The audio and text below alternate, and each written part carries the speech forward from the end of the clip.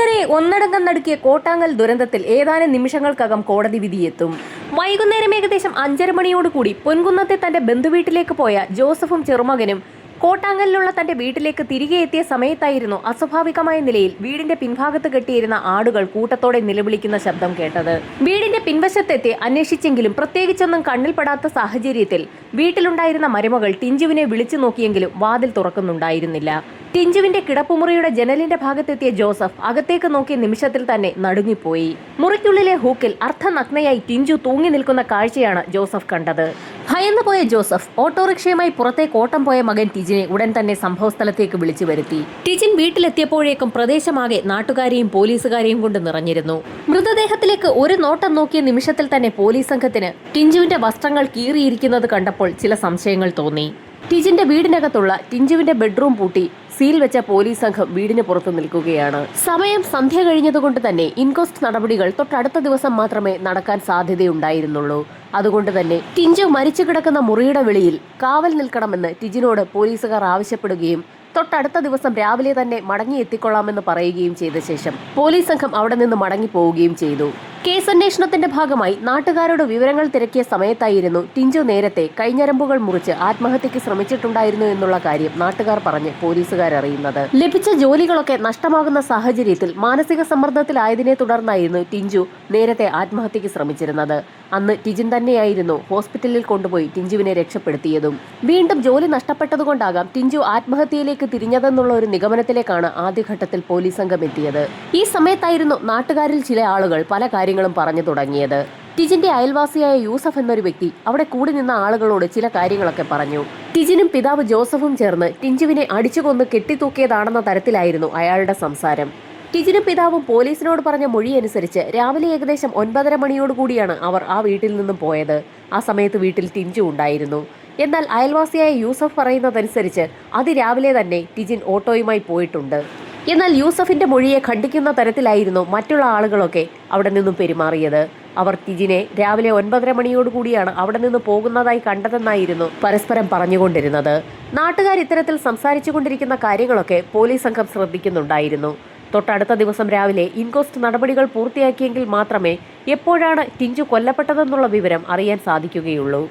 രാത്രി ഏകദേശം 11 മണിയോടുകൂടി ആ വീടിന്റെ പരിസരത്ത് കൂടി നിന്ന ആളുകളും അയൽവാസികളും സുഹൃത്തുക്കളും ഒക്കെ അവിടെ നിന്ന് പിരിഞ്ഞു. പിന്നീട് ആ വീട്ടിൽ ടിജിനും അയാളുടെ മകനും പിതാവും മാത്രമായി. തന്റെ എല്ലാമായിരുന്ന ടിഞ്ചു മുറിക്കുള്ളിൽ തൂങ്ങി നിൽക്കുന്ന കാഴ്ച കണ്ടുകൊണ്ട് തന്നെ ടിജിൻ നേരം വെളുപ്പിച്ചു. ഇതിനിടയിൽ തങ്ങളുടെ ജീവിതത്തിൽ ഇതുവരെ സംഭവിച്ച കാര്യങ്ങളെക്കുറിച്ചും ടിജിൻ ഒരു നിമിഷം ഓർത്തു. ടിഞ്ചുവും ടിജിനും തമ്മിൽ ബാല്യകാല സുഹൃത്തുക്കളാണ്. ചെറുപ്പം മുതൽ തന്നെ അവരുടെ അടുപ്പവും വളർന്നു വന്നു. +2 പഠനത്തിന് ശേഷം നഴ്സിംഗിന് പോകാൻ തീരുമാനിച്ചിരുന്ന ടിഞ്ചുവിന് നഴ്സിംഗിന്റെ ഫീസായ 3.5 ലക്ഷം രൂപ ടിഞ്ചു പോലും അറിയാതെ അവളുടെ പിതാവ് മൈക്കിളിനെ ഏൽപ്പിച്ചിരുന്നത് ടിജിനായിരുന്നു. പഠനം പൂർത്തിയാകുന്ന സമയത്ത് ഇരുവരുടെയും വിവാഹം നടത്തിക്കൊടുക്കാമെന്ന് മൈക്കിൾ വാക്ക് പറഞ്ഞിരുന്നു.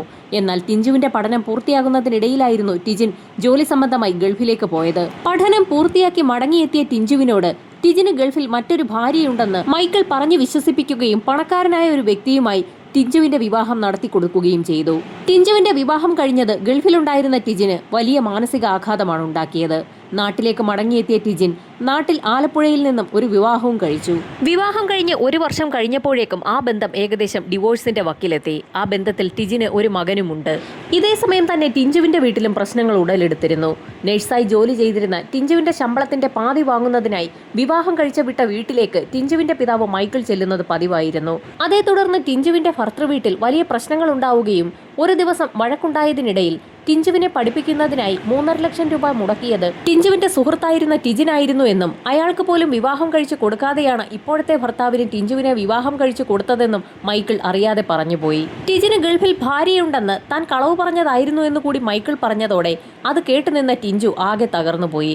അങ്ങനെ അവൾ ഒരു ഉറച്ച തീരുമാനത്തിലെത്തുകയും തന്റെ ബാഗും സാധനങ്ങളുമായി ഭർത്തൃവീട്ടിൽ നിന്നും ടിജിന്റെ വീട്ടിലേക്ക് പുറപ്പെടുകയും ടിജിന്റെ വീട്ടിലെത്തി ഇനി മുതൽ അവിടെയാണ് താമസിക്കുന്നതെന്ന് ടിഞ്ചു ഉറപ്പിച്ചു പറയുകയും ചെയ്തു. വിവാഹിതയായ ടിഞ്ചു തന്റെ വീട്ടിൽ താമസിക്കുന്നത് ശരിയല്ല എന്ന് മനസ്സിലാക്കിയ ടിഞ്ചുവിനെ പോലീസ് സ്റ്റേഷനിലെത്തിച്ച് പരാതി നൽകി.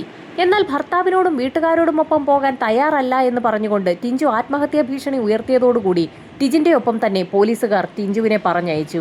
ടിഞ്ചുവിന്റെയും അതുപോലെ തന്നെ ടിജിന്റെയും ഡിവോഴ്സ് നടപടികൾ നടക്കുന്ന സാഹചര്യമായതുകൊണ്ട് തന്നെ എത്രയും വേഗം നടപടികൾ പൂർത്തിയാക്കാമെന്നും ടിഞ്ചുവിന്റെ ജീവൻ രക്ഷിക്കുന്നതിനു വേണ്ടി ടിജിൻ തൽക്കാലം അവളെ കൂടെ കൂട്ടണമെന്നുമായിരുന്നു SI അവർക്ക് നൽകിയ നിർദ്ദേശം.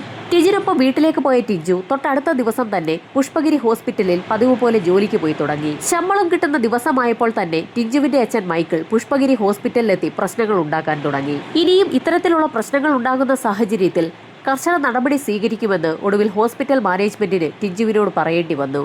എന്നാൽ മൈക്കിൾ വീണ്ടും ഹോസ്പിറ്റലിലെത്തി പ്രശ്നങ്ങൾ ഉണ്ടാക്കാൻ തുടങ്ങി.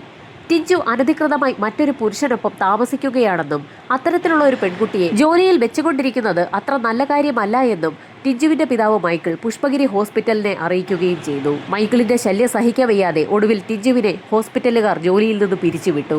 വൈകാതെ തന്നെ ടിജിൻ മറ്റൊരു ഹോസ്പിറ്റലിൽ ജോലി വാങ്ങിക്കൊടുത്തു. എന്നാൽ ആ സ്ഥലത്തും പ്രശ്നങ്ങളുമായി മൈക്കിൾ പതിവ് പോലെ തന്നെ എത്തി. ശമ്പളം നൽകാൻ കഴിയില്ല എന്ന് മാനേജ്മെന്റ് പറഞ്ഞതോടുകൂടി വിവാഹിതയായ ടിഞ്ചു അനധികൃതമായി മറ്റൊരു പുരുഷനൊപ്പം താമസിക്കുകയാണെന്നും അത്തരത്തിലൊരു പെൺകുട്ടിയെ നിങ്ങളുടെ ഹോസ്പിറ്റലിൽ ജോലി ചെയ്യാൻ അനുവദിക്കുന്നത് ഹോസ്പിറ്റൽ മാനേജ്മെന്റിന് തന്നെ നാണക്കേടാണെന്നുമൊക്കെ മൈക്കിൾ ആ ഹോസ്പിറ്റലുകാരെ അറിയിക്കുകയും മൈക്കിളിന്റെ നിരന്തരമുള്ള ഇടപെടലിനെ തുടർന്ന് ആ ഹോസ്പിറ്റലുകാരും ടിഞ്ചുവിനെ ജോലിയിൽ നിന്ന് പിരിച്ചുവിട്ടു. ടിഞ്ചുവിന് വീണ്ടും മറ്റൊരു ഹോസ്പിറ്റലിൽ കൂടി ടിജിൻ ജോലി ശരിയാക്കി കൊടുത്തെങ്കിലും പതിവ് പോലെ തന്നെ മൈക്കിൾ എത്തി ആ ജോലിയും ഇല്ലാതെയാക്കി. എങ്കിലും ടിഞ്ചുവിനൊപ്പം ഒരു ജീവിതം സ്വപ്നം കണ്ടുകൊണ്ടിരിക്കെയാണ് ടിഞ്ചുവിന്റെ മരണം ഇപ്പോൾ സംഭവിച്ചിരിക്കുന്നത്. ടിഞ്ചുവിന്റെ വസ്ത്രങ്ങൾ എങ്ങനെയാണ് ഇത്രയധികം കീറിയിരിക്കുന്നതെന്നും ടിജിന് സംശയം തോന്നി. തൊട്ടടുത്ത ദിവസം രാവിലെ ഏകദേശം 10:30 മണിയോടുകൂടി പോലീസ് സംഘവും ഫോറൻസിക് ടീമും ഒക്കെ സംഭവസ്ഥലത്തെത്തി. ഇൻക്വസ്റ്റ് നടപടികൾ ആരംഭിച്ച സാഹചര്യത്തിൽ ടിഞ്ചുവിന്റെ മൃതദേഹം തനിക്കൊന്ന് കാണണമെന്ന് ടിജിൻ പോലീസുകാരോട് ആവശ്യപ്പെട്ടെങ്കിലും നടപടികൾ പൂർത്തിയാകാത്ത സാഹചര്യത്തിൽ മൃതദേഹം കാണിക്കാൻ കഴിയില്ല എന്നുള്ള നിലപാടിൽ ഉറച്ചു നിൽക്കുക തന്നെയായിരുന്നു പോലീസ് സംഘം. ടിജിനുമായുള്ള ടിഞ്ചുവിന്റെ വിവാഹം കഴിയാത്ത സാഹചര്യത്തിൽ ചെറുപ്പക്കാരനും കാമുകനുമായ യുവാവിന്റെ വീട്ടിൽ മുൻ കാമുകി തൂങ്ങി മരിച്ചു എന്ന തരത്തിലായിരുന്നു വാർത്തകൾ പ്രചരിച്ചത്. ഇൻക്വസ്റ്റ് നടപടികൾ ആരംഭിച്ച് ഏതാനും നിമിഷങ്ങൾക്കകം തന്നെ ടിഞ്ചുവിന്റെ പിതാവ് മൈക്കിളും മാതാവ് ദീപയും സംഭവസ്ഥലത്തെത്തി. ആ വീടിന്റെ പരിസരത്തെത്തിയ ടിഞ്ചുവിന്റെ മാതാവ് ദീപയാകട്ടെ വീടിന്റെ പിൻഭാഗത്തുള്ള ചായ്പിലേക്കാണ് പോയത്. അവിടെ 14ഓളം ആടുകളെ കെട്ടിയിരിക്കുന്ന കാഴ്ചയാണ് ദീപ കണ്ടത്. തന്റെ മകളെ ഉപയോഗിച്ച് ടിജിനും പിതാവും ധാരാളം പണം സമ്പാദിച്ചിട്ടുണ്ടെന്നും അത്തരത്തിൽ വാങ്ങിയ ആടുകളായിരിക്കാം ഇവയെന്നുമൊക്കെ അവരവിടെ നിന്ന് ഉറക്കെ പറയുകയും ചെയ്തു. എന്നാൽ ഈ സമയത്ത് ടിഞ്ചുവിന്റെ പിതാവ് മൈക്കിളിന്റെ കണ്ണുകൾ ആ വീടിന്റെ മുൻഭാഗത്ത് വെച്ചിരുന്ന സ്കൂട്ടറിലായിരുന്നു. തന്റെ മകളുടെ സ്കൂട്ടറാണിതെന്നും അവൾ പണം കൊടുത്ത് വാങ്ങിയതാണെന്നും പറഞ്ഞുകൊണ്ട് അല്പസമയം സ്കൂട്ടറിന് സമീപത്ത് നിന്ന് മൈക്കിൾ സംസാരിക്കുകയും ചെയ്തു. ആ മാതാപിതാക്കൾ രണ്ടുപേരും അകത്ത് മകൾ തൂങ്ങി നിൽക്കുന്ന ഭാഗത്തേക്ക് പോവുകയോ അതിനെക്കുറിച്ച് അന്വേഷിക്കുകയോ പോലും ചെയ്യാതെ ടിജിന്റെ അയൽവാസിയായ യൂസഫ് എന്ന വ്യക്തിയുടെ വീടിന്റെ പരിസരത്തേക്കാണ് പോയത്. അയാളുടെ സിറ്റൗട്ടിൽ കയറി ഇരിപ്പുറപ്പിച്ച ശേഷം ആ മാതാപിതാക്കൾ പല കുത്തുവാക്കുകളും പറഞ്ഞു തുടങ്ങി. ഈ സമയത്തായിരുന്നു മൈക്കിളിന് നന്നായി വിശന്നത്. വിശന്നിരുന്ന മൈക്കിളിനും ദീപയ്ക്കും യൂസഫ് പൊറോട്ടയും ബീഫ് കറിയും ഒക്കെ വാങ്ങി നൽകുകയും ചെയ്തു. ഈ സമയത്ത് പോലും ഇത്തരത്തിൽ ഭക്ഷണം കഴിക്കുന്ന അച്ഛനെയും അമ്മയും കണ്ട നാട്ടുകാരിൽ പലർക്കും സംശയം തോന്നി. ഒരു മകളോട് ഇത്രയും വിരോധമുണ്ടെങ്കിൽ പോലും ആ വിരോധം ഈ സമയത്ത് തന്നെ കാണിക്കണോ എന്നുള്ള തരത്തിലായിരുന്നു നാട്ടുകാരൊക്കെ സംസാരിച്ചത്. ഇതേ സമയത്ത് ടിജിന്റെ വീട്ടിൽ ടിഞ്ചുവിന്റെ ഇൻക്വസ്റ്റ് നടപടികൾ പുരോഗമിക്കുകയായിരുന്നു. നടപടികൾ പൂർത്തിയാക്കി മൃതദേഹം പോസ്റ്റ്മോർട്ടത്തിനായി മെഡിക്കൽ കോളേജിലേക്ക് ഷിഫ്റ്റ് ചെയ്യാൻ തുടങ്ങുന്നതിന് മുൻപ് തന്നെ ടിജിൻ വീണ്ടും ടിഞ്ചുവിന്റെ മൃതദേഹം അവസാനമായി തനിക്കൊന്ന് കാണണമെന്നുള്ള ആഗ്രഹം പോലീസുകാർക്ക് മുൻപാകെ പ്രകടിപ്പിച്ചു. ടിജിന്റെ ആവശ്യം പരിഗണിച്ച പോലീസ് സംഘം ടിജിനെയും പിതാവിനെയും ഒക്കെ വീടിനകത്തേക്ക് കയറ്റി വിടുകയും ചെയ്തു. ഈ സമയത്ത് ടിഞ്ചുവിന്റെ മൃതദേഹം പോസ്റ്റ്മോർട്ടം നടപടികൾക്ക് കൊണ്ടുപോകുന്നതിന് വേണ്ടി ഫോറൻസിക് സംഘം ഒരു സ്ട്രക്ചറിലേക്ക് മാറ്റിയിരുന്നു. ഇതേ സമയം തന്നെ ടിഞ്ചുവിന്റെ മാതാപിതാക്കളായ മൈക്കിളും ദീപയും ആ വീടിനുള്ളിലേക്ക് എത്തുകയും അലറി വിളിച്ച് കരയുകയും ചെയ്തു. തന്റെ മകൾ കൊല്ലപ്പെട്ടതിന് കാരണം ടിജിനും അയാളുടെ പിതാവുമാണെന്നും ഈ വീട്ടിലേക്ക് വന്നതുകൊണ്ടാണ് തന്റെ മകൾക്ക് ഇങ്ങനെ സംഭവിച്ചതെന്നുമൊക്കെ മൈക്കിൾ ഉറക്കെ പറഞ്ഞുകൊണ്ടേയിരുന്നു. മൈക്കിളിന് സപ്പോർട്ടായി നിരവധി ആളുകൾ വീടിന് പുറത്തുണ്ടായിരുന്നു. അവരൊക്കെ ചേർന്ന് ടിജിനെയും പിതാവിനെയും കൈവെക്കുമോ എന്നുള്ള ഒരു സാഹചര്യത്തിലേക്കാണ് പിന്നീട് കാര്യങ്ങൾ പോയത്. ആ സംഘർഷം ഒഴിവാക്കുന്നതിന്റെ ഭാഗമായി അതിവേഗം തന്നെ ടിഞ്ചുവിന്റെ മൃതദേഹം പോസ്റ്റ്മോർട്ടം നടപടികൾക്കായി കോട്ടയം മെഡിക്കൽ കോളേജിലേക്ക് ഷിഫ്റ്റ് ചെയ്തു. ആംബുലൻസിനെ അനുഗമിച്ചുകൊണ്ട് തന്നെ തന്റെ ഓട്ടോയിൽ ടിജിനും കോട്ടയം മെഡിക്കൽ കോളേജിലേക്ക് പുറപ്പെട്ടു. ഇതേസമയം നാട്ടുകാരൊക്കെ കൂടി നിന്ന് പല കഥകളും പറയുന്നുണ്ടായിരുന്നു. അവർക്കൊത്ത നടുവിലായി മൈക്കിൾ ഭാര്യ ദീപയും അട്ടഹസിക്കുന്നുണ്ടായിരുന്നു. തന്റെ മകളുടെ മരണത്തിന് ഉത്തരവാദികൾ ടിജിനും അയാളുടെ പിതാവ് ജോസഫുമാണെന്ന് അവർ ഉറക്കെ പറഞ്ഞുകൊണ്ടേയിരുന്നു. ഇതൊക്കെ കേട്ടുകൊണ്ട് ടിജിന്റെ പിതാവ് ജോസഫ് ആ വീടിനുള്ളിൽ തന്നെ ഉണ്ടായിരുന്നു. തൊട്ടടുത്ത ദിവസം കോട്ടയം മെഡിക്കൽ കോളേജിൽ ടിഞ്ചുവിന്റെ പോസ്റ്റ്മോർട്ടം നടപടികൾ പുരോഗമിക്കുന്ന സാഹചര്യത്തിൽ തന്നെ ടിജിന്റെ വീട്ടിൽ അന്വേഷണ ഉദ്യോഗസ്ഥൻ എത്തുകയും ചോദ്യം ചെയ്യൽ ആരംഭിക്കുകയും ചെയ്തു. ടിഞ്ചുവിന്റെ മരണത്തിന് ഉത്തരവാദി ടിജിൻ തന്നെയാണെന്നുള്ള തരത്തിലായിരുന്നു SIയുടെ പെരുമാറ്റവും ചോദ്യം ചെയ്യലുമൊക്കെ. ടിജിന് SIയുടെ കയ്യിൽ നിന്നും തല്ല് കിട്ടുകയും ചെയ്തു. എന്നാൽ താൻ ഒരു കാരണവശാലും ടിഞ്ചുവിനെ ആത്മഹത്യയിലേക്ക് തള്ളിവിട്ടിട്ടില്ല എന്നും ആത്മഹത്യാ പ്രവണത ഉണ്ടെങ്കിൽ തന്നെ അതിൽ നിന്നും ടിഞ്ചുവിനെ മാറ്റാനുള്ള കാര്യങ്ങളാണ് താൻ പറഞ്ഞ് മനസ്സിലാക്കാൻ ശ്രമിച്ചിട്ടുള്ളതെന്നുമൊക്കെ ടിജിൻ പോലീസുകാരോട് ആവർത്തിച്ചു പറഞ്ഞു. തൊട്ടടുത്ത ദിവസം തന്നെ ടിജിനെ വീണ്ടും SI തന്റെ ക്വാർട്ടേഴ്സിലേക്ക് വിളിപ്പിക്കുകയും ചെയ്തു. അതിന്റെ റിസൾട്ട് പിന്നീട് പത്രങ്ങളിലൂടെയാണ് പുറത്തു വരുന്നത്. ക്വാർട്ടേഴ്സിലേക്ക് പോയ ടിജിൻ പിന്നീട് ഹോസ്പിറ്റലിൽ അഡ്മിറ്റായി എന്നുള്ള വാർത്തയാണ് പത്രങ്ങളിൽ പുറത്തു വന്നത്. ഹോസ്പിറ്റലിൽ അഡ്മിറ്റായ ടിജിൻ മേലുദ്യോഗസ്ഥർക്കടക്കം ചില പരാതികൾ നൽകിയിട്ടുമുണ്ട്. ആ പരാതികളാകട്ടെ സബ് ഇൻസ്പെക്ടറിന് തീർത്തും എതിരാണ്. തന്നെ മനഃപൂർവ്വം കേസിൽ പ്രതിയാക്കാൻ ശ്രമിക്കുകയാണെന്നും SI കഴിഞ്ഞ ദിവസങ്ങളിലായി തന്നെ നന്നായി ഉപദ്രവിച്ചു എന്നും കേസിൽ നിന്നും ടിജിനെ ഒഴിവാക്കണമെങ്കിൽ 50,000 രൂപ കൈക്കൂലി നൽകണമെന്ന് തന്നോട് ആവശ്യപ്പെട്ടു എന്നൊക്കെയായിരുന്നു ടിജിൻ DYSPക്കും SPക്കുമൊക്കെ പരാതി നൽകിയത്. തൊട്ടടുത്ത ദിവസം തന്നെ ടിഞ്ചുവിന്റെ പോസ്റ്റ്മോർട്ടം റിപ്പോർട്ട് മൈക്കിളിന്റെ കൈകളിലേക്ക് എത്തി. അത് വായിച്ചു നോക്കി മനസ്സിലാക്കാനുള്ള ശേഷി മൈക്കിളിന് ഇല്ലാത്തതുകൊണ്ട് തന്നെ മൈക്കിൾ പോസ്റ്റ്മോർട്ടം റിപ്പോർട്ടുമായി ഒരു ഡോക്ടറെയാണ് സമീപിച്ചത്. തീർത്തും ഞെട്ടിക്കുന്ന ഒരു കാര്യമാണ് റിപ്പോർട്ട് വായിച്ചു നോക്കിയ ഡോക്ടർ മൈക്കിളിനോട് പറഞ്ഞത്. മകൾ ടിഞ്ചുവിന്റേത് ഒരു ആത്മഹത്യയല്ല എന്നും അതൊരു കൊലപാതകമാണെന്നുമായിരുന്നു റിപ്പോർട്ടിൽ സൂചിപ്പിച്ചിട്ടുള്ളതെന്നുള്ള കാര്യം റിപ്പോർട്ട് വായിച്ചു നോക്കിയ ഡോക്ടർ മൈക്കിളിനോട് പറയുകയും ചെയ്തു. മൈക്കിളിനെ തീർത്തും ഞെട്ടിച്ച ഒരു സ്റ്റേറ്റ്മെന്റാണ് ഡോക്ടർ ഇപ്പോൾ പങ്കുവച്ചിരിക്കുന്നത്. മൈക്കിളിന്റെ മകളായ ടിഞ്ചുവിന്റെ പുറത്ത് നിരവധി പാടുകളുണ്ട്. അതുകൊണ്ട് തന്നെ ഇതൊരു ആത്മഹത്യയല്ല, കൊലപാതകമാണെന്ന് അദ്ദേഹം ഉറപ്പിച്ചു പറഞ്ഞു. ഉടൻ തന്നെ ആ റിപ്പോർട്ടുമായി മൈക്കിൾ സബ് ഇൻസ്പെക്ടർ ഷെരീഫിനെ കാണാനെത്തുകയും ചെയ്തു. തന്റെ മകൾ ടിഞ്ചുവിന്റേത് ആത്മഹത്യയല്ല എന്നും അവളുടെ ശരീരത്തിൽ നിരവധി പരിക്കുകൾ പറ്റിയിട്ടുണ്ടെന്നും അതുകൊണ്ട് തന്നെ ഇതൊരു കൊലപാതകമാണെന്ന് ഡോക്ടർ പറഞ്ഞിട്ടുണ്ടെന്നുകൂടി മൈക്കിൾ എന്ന പിതാവ് SIയെ അറിയിച്ചു. ആത്മഹത്യ ചെയ്യാൻ പോകുന്ന വ്യക്തികളുടെ ശരീരത്തിലൊക്കെ അത്തരത്തിൽ പാടുകൾ ഉണ്ടായേക്കുമെന്നും എന്നാൽ അതൊരു കൊലപാതകമാണെന്ന് താൻ വിശ്വസിക്കുന്നില്ല എന്നുമായിരുന്നു ആദ്യഘട്ടത്തിൽ SI പറഞ്ഞത്. എന്നാൽ മൈക്കിൾ തന്റെ പരാതിയുമായി ഉന്നത ഉദ്യോഗസ്ഥരെ കാണുകയും അതിന് ഫലമുണ്ടാവുകയും ചെയ്തു. ഉന്നത ഉദ്യോഗസ്ഥരുടെ ഇടപെടലിനെ തുടർന്ന് കേസന്വേഷണം വീണ്ടും നടത്തണമെന്ന് SIക്ക് നിർദ്ദേശം ലഭിച്ചു. നിർദ്ദേശം ലഭിച്ച ഉടൻ തന്നെ SI ഷെരീഫ് പരാതിക്കാരായ മൈക്കിളിനെയും ഭാര്യ ദീപയും കാണാൻ തീരുമാനിക്കുകയും അവരുടെ വീട്ടിലെത്തി അവരോട് കാര്യങ്ങൾ വിശദമായി ചോദിക്കുകയും ചെയ്തു. ടിഞ്ചുവിന്റെ ശരീരത്തിലുണ്ടായിരുന്ന മുറിവുകളും പാടുകളുമൊന്നും ആത്മഹത്യ ചെയ്തപ്പോഴുണ്ടായതല്ല, അതൊക്കെ ഒരു കൊലപാതകത്തിലേക്ക് തന്നെയാണ് വിരൽ ചൂണ്ടുന്നതെന്ന് മൈക്കിളും ഭാര്യയും തറപ്പിച്ചു തന്നെ പറഞ്ഞു. തങ്ങൾക്ക് ടിജിനെയും അയാളുടെ പിതാവ് ജോസഫിനെയും തന്നെയാണ് സംശയമെന്നുകൂടി മൈക്കിൾ SIയെ അറിയിക്കുകയും ചെയ്തു. SIയുടെ പേരിൽ ടിജിൻ നേരത്തെ തന്നെ പരാതി കൊടുത്തിട്ടുള്ളതുകൊണ്ട് തന്നെ ഈ കുറ്റകൃത്യത്തിൽ ടിജിന് പങ്കുണ്ടെങ്കിൽ അവനെ കൊടുക്കണമെന്ന് തന്നെ SI തീരുമാനിച്ചു. ഏതാനും ദിവസങ്ങൾ ടിജിനെ നന്നായി തന്നെ പോലീസ് സംഘം ചോദ്യം ചെയ്തു. എത്ര ചോദ്യം ചെയ്തിട്ടും ടിജിനാണ് ടിഞ്ചുവിന്റെ കൊലപാതകിയെന്ന് തെളിയിക്കുന്ന തരത്തിലുള്ള ഒരു തെളിവ് പോലും പോലീസ് സംഘത്തിന് ലഭിച്ചില്ല. അതിന് കാരണം ടിഞ്ചുവിന്റെ പോസ്റ്റ്മോർട്ടം റിപ്പോർട്ടിൽ ഡോക്ടർമാർ രേഖപ്പെടുത്തിയിട്ടുണ്ടായിരുന്ന സമയമാണ്. ടിഞ്ചുവിന്റെ മരണം സംഭവിച്ചിരിക്കുന്നത് പകൽ 11:30ക്കും 12:30ക്കും ഇടയിലാണ്. ഈ സമയത്ത് ടിജിൻ ഓട്ടോയുമായി ഹരിപ്പാടുള്ള ഒരു മരണവീട്ടിലായിരുന്നു. ടിജിൻ ആ മരണവീട്ടിൽ മരണാനന്തര ചടങ്ങിൽ പങ്കെടുത്തിട്ടുണ്ട് എന്ന് തെളിയിക്കുന്ന നിരവധി തെളിവുകൾ ഉണ്ട് താനും. ടിജിൻ അവിടെ തന്നെ ഉണ്ടായിരുന്നു എന്ന് തെളിയിക്കുന്ന നിരവധി ദൃക്സാക്ഷികളാണ് ഉണ്ടായിരുന്നത്. ഇതോടൊപ്പം തന്നെ ടിജിന്റെ അന്നത്തെ ടവർ ലൊക്കേഷനും 11:30ക്കും 12:30ക്കും ഇടയിൽ ഹരിപ്പാട് ഭാഗത്ത് തന്നെയാണ്. ടിജിൻ അല്ലെങ്കിൽ പിന്നെ അയാളുടെ പിതാവ് ജോസഫ് ആയിരിക്കും ഇതിന് പിന്നിലെന്ന് പോലീസ് സംഘം ഒരു നിരീക്ഷണം നടത്തി. എന്നാൽ അതിനും ഒരു തെളിവും ഉണ്ടായിരുന്നില്ല. ടിഞ്ചുവിന്റെ മരണം നടക്കുന്ന അതേ സമയത്ത് ടിജിന്റെ പിതാവായ ജോസഫും അയാളുടെ ചെറുമകനും പൊൻകുന്നത്ത് അവരുടെ ഒരു ബന്ധുവീട്ടിൽ ഉണ്ടായിരുന്നു എന്ന് തെളിയിക്കുന്ന എല്ലാ തെളിവുകളും പോലീസിന് ലഭിച്ചു. ജോസഫ് ആ സമയത്ത് പൊൻകുന്നത്ത് തന്നെ ആയിരുന്നു എന്ന് തെളിയിക്കുന്ന നിരവധി ദൃക്സാക്ഷികളെയാണ് പോലീസിന് ലഭിച്ചത്. പൊൻകുന്നത്ത് നിന്നും തിരികെ നാട്ടിലേക്ക് ബസ്സിൽ കയറിയതിന്റെ ടിക്കറ്റുകൾ വരെ ജോസഫിന്റെ കൈവശം ഉണ്ടായിരുന്നു. ടിജിനും ജോസഫും പ്രതികളല്ലാതിരിക്കെ അവരെ പെടുത്താൻ കഴിയില്ല എന്നുള്ള ഒരു നിഗമനത്തിലേക്കാണ് SI എത്തിയത്. നാട്ടുകാരെയൊക്കെ വിശദമായി തന്നെ SI സംഘവും ചോദ്യം ചെയ്തു. ഇതിനിടയിൽ ടിജിന്റെ നിരവധി പരാതികളാണ് മുകൾ തട്ടിലുള്ള ഉദ്യോഗസ്ഥർക്ക് ലഭിച്ചത്. അതിന് പ്രയോജനമുണ്ടായി. സർക്കാരിന്റെ ഇടപെടൽ മൂലം കേസന്വേഷണം ക്രൈംബ്രാഞ്ചിലേക്ക് മാറ്റി. ലോക്കൽ പോലീസ് അന്വേഷിച്ച മുഴുവൻ കാര്യങ്ങളും വിശദമായൊരു പഠനത്തിന് തന്നെ ക്രൈംബ്രാഞ്ച് സംഘം വിധേയമാക്കി. ടിജിനും ടിജിന്റെ പിതാവും സംഭവം നടക്കുന്ന സമയത്ത് ആ വീട്ടിലോ പരിസരത്തോ ഇല്ലായിരുന്നു എന്ന് ലോക്കൽ പോലീസ് അന്വേഷിച്ച് കണ്ടെത്തിയിട്ടും ടിജിനെയും അയാളുടെ പിതാവിനെയും ആ കേസിലേക്ക് മനഃപൂർവ്വം തിരികെ കയറ്റുന്നതിനൊരു ശ്രമം SI ഷെരീഫ് നടത്തിയിട്ടുണ്ടെന്നുകൂടി ക്രൈംബ്രാഞ്ച് സംഘത്തിന് വ്യക്തമായി. ഇതോടുകൂടി SI ഷെരീഫിന് സസ്പെൻഷനും ലഭിച്ചു. ക്രൈംബ്രാഞ്ച് സംഘം ഫോറൻസിക് സംഘത്തിന്റെ പരിശോധനയിൽ കണ്ടെത്തിയ കാര്യങ്ങളെക്കുറിച്ച് വിശദമായി തന്നെ ഒരു പഠനം നടത്തി. ഫോറൻസിക് സംഘം സംഭവസ്ഥലത്തു നിന്നും നിരവധി കാര്യങ്ങളാണ് കണ്ടെത്തിയിട്ടുള്ളത്. എന്നാൽ അതിനെക്കുറിച്ച് വിശദമായ ഒരു അന്വേഷണം നടത്താനോ പഠനം നടത്താനോ ഒന്നും തന്നെ SI ശ്രമിച്ചിട്ടുണ്ടായിരുന്നില്ല. മരണപ്പെട്ട ടിഞ്ചുവിന്റെ കൈകളിലെ നഖങ്ങൾക്കിടയിൽ നിന്നും ഏതോ വ്യക്തിയുടെ ശരീരത്തിലെ തൊലിയുടെ അംശങ്ങൾ പറ്റിപ്പിടിച്ചത് ഫോറൻസിക് സംഘം ശേഖരിച്ചിട്ടുണ്ട്.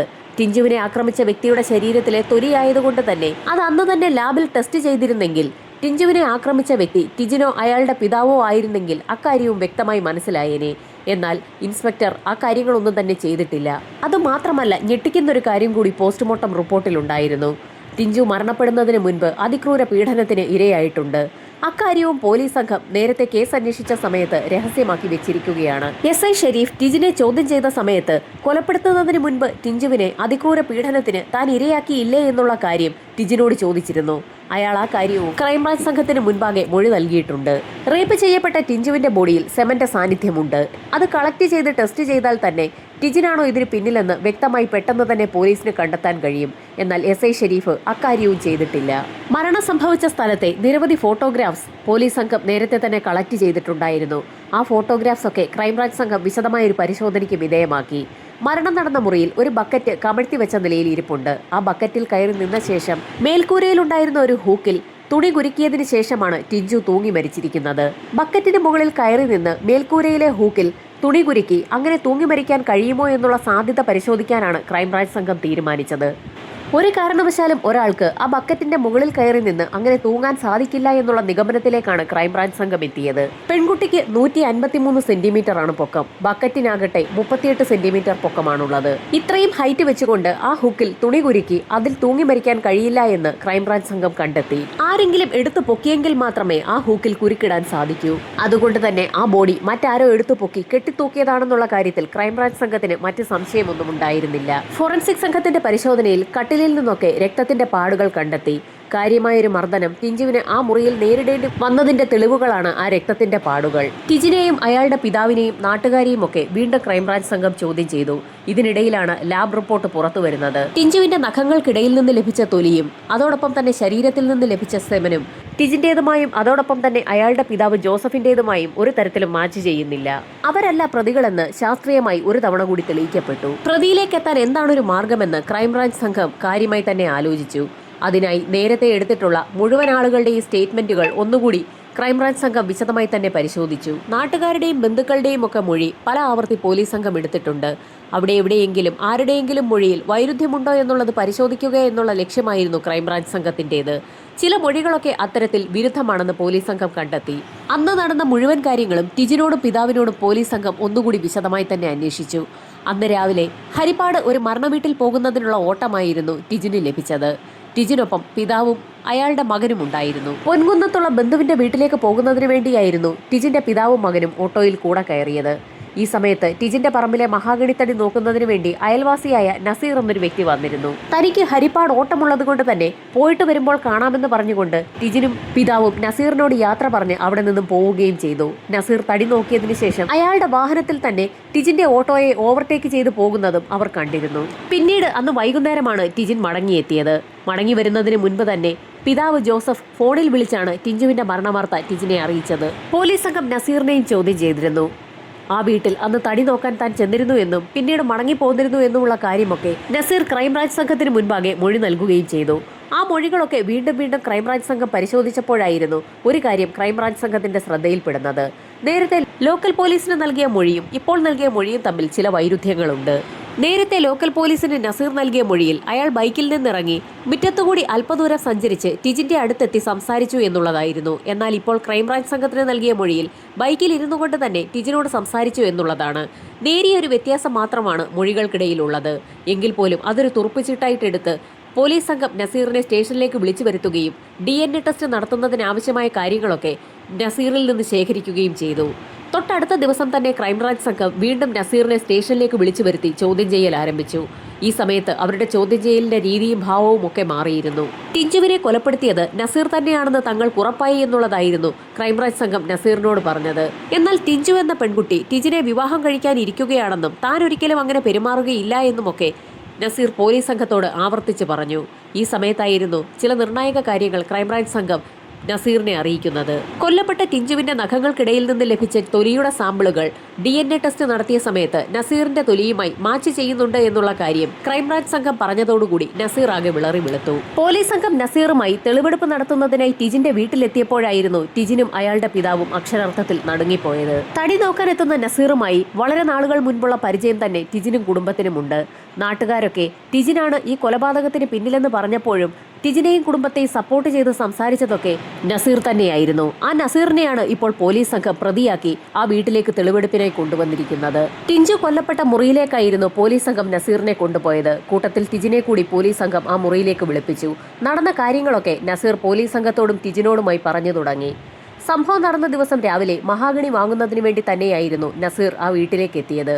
എന്നാൽ അന്ന് രാവിലെ ആ കച്ചവടം നടന്നതുമില്ല. ടിജിനും പിതാവും വീട്ടിൽ നിന്ന് പുറത്തു പോവുകയാണെന്നും വീട്ടിൽ ടിഞ്ചു മാത്രമേ ഉള്ളൂ എന്നുള്ള കാര്യവുമൊക്കെ അപ്പോൾ തന്നെ നസീർ മനസ്സിലാക്കുകയും ചെയ്തിരുന്നു.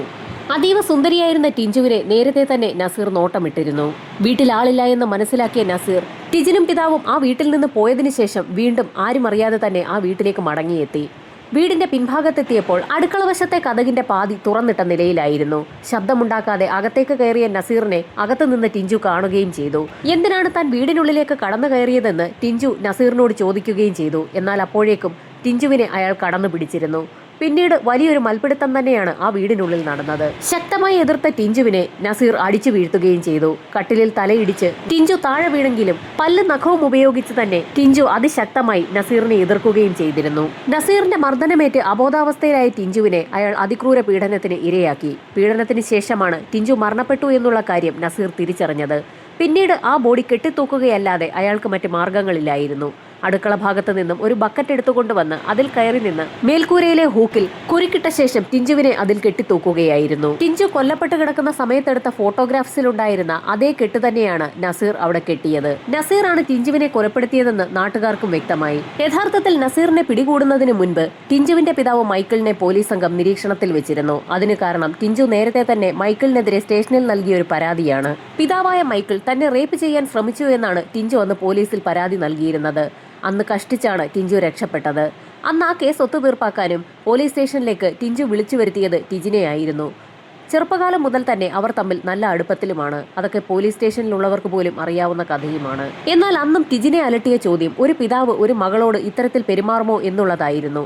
അത് മാത്രവുമല്ല, ടിഞ്ചു മൈക്കിളിന്റെയും ദീപയുടെയും മകളല്ല എന്നുള്ള വിശ്വാസത്തിൽ തന്നെയാണ് ടിജിൻ ഇപ്പോഴും ജീവിക്കുന്നത്. ടിഞ്ചുവിനെ നഴ്സിംഗ് പഠിപ്പിക്കുന്നതിന് വേണ്ടി പണം മുടക്കുന്നത് യുഎസിലുള്ള ഒരു വ്യക്തിയാണെന്ന് നേരത്തെ മൈക്കിൾ പറഞ്ഞ് ടിജിൻ അറിയാം. ഒരു പക്ഷേ ആ വ്യക്തിയുടെ മകളായിരിക്കുമോ ടിഞ്ചു എന്നുള്ളതാണ് ടിജിന്റെ സംശയം. എന്നിരുന്നാലും പോലീസ് സംഘം അന്വേഷണം പൂർത്തിയാക്കി കുറ്റപത്രം കോടതിയിൽ സമർപ്പിച്ചു. അങ്ങനെ വിചാരണയും ആരംഭിച്ചു. കേസ് കോടതിയിൽ എത്തിയതോടുകൂടി നസീർ ജയിലിലായി. നസീറിന് വേണ്ടി 7ഓളം വക്കീലന്മാരാണ് വാദിക്കാനായി എത്തിയത്.